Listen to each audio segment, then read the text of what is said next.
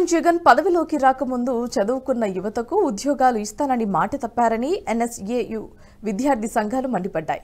ఇచ్చిన హామీ తప్పరని నిరసనగా రాష్ట్ర వ్యాప్తంగా మంత్రుల ఇళ్ల ముట్టడికి కాంగ్రెస్ పార్టీ పిలుపునిచ్చిన నేపథ్యంలో నెల్లూరులో మంత్రి కాకాని గోవర్ధన్ రెడ్డి క్యాంప్ కార్యాలయం ముట్టడికి ప్రయత్నించారు. దీంతో రంగప్రవేశం చేసిన విద్యార్థి సంఘాల ముట్టడి ప్రయత్నాన్ని భగ్నం చేసి వారిని అరెస్ట్ చేశారు.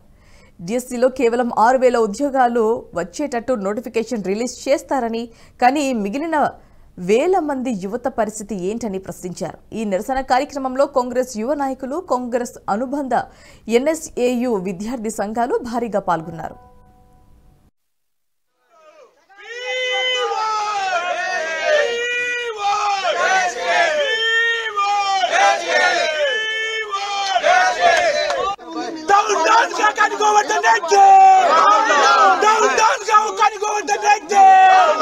బయటికి రావాలి కాకాని గోవర్ధన్ రెడ్డి.